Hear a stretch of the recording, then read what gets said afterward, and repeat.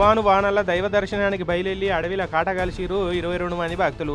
తిరుపతి దగ్గర ఉన్న ఏర్పేడు మండలం బత్తినాయ కోనకాడ ఉన్న భక్తవత్సల స్వామి గుళ్ళే దైవ దర్శనానికని మొన్న బయలుదేరిరట. ఇక దైవ దర్శనం చేసుకుని మళ్ళీ వాపసు వెళ్ళిరు. అయితే నడిమిట్లకు వచ్చినాక మొసమరాకుండా వాన కొట్టింది. చూసేది చూస్తుంటేనే వరద వచ్చింది. ఆ వానల నానుకుంటా తొవ్వ తప్పిరు. అడవిల్ని చిక్కిరు. నయం ఇంకా ఫోన్లు పనిచేసినాయి.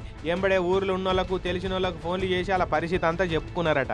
ఇక ఏర్పేడు ఆఫీసర్లకి ఈ సంగతి తెలిసే వరకు దబ్బున వాళ్ళని కాపాడేందుకు జేసీబీలను పట్టుకొని బయలుదేరిరు తహసీల్దార్ ఆఫీసోళ్ళు.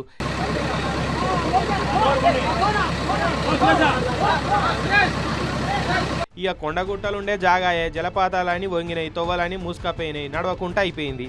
ఇక అయినా కూడా జేసీబీలు పట్టుకొని పోయి జంగల్లో గాలిచ్చి మొత్తానికైతే భక్తుల జాడ దొరకబట్టిరు.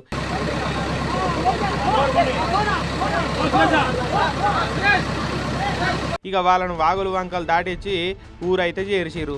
అందరూ భగవంతాన్ని నిమలమయ్యారట. ఇట్లా వానలు వరదలు వచ్చే తుఫాన్లు ఉన్నప్పుడు తెలివని జాగాలో పోయి ఆగం కావద్దని బట్టిరు ఇక ఆఫీసర్లు.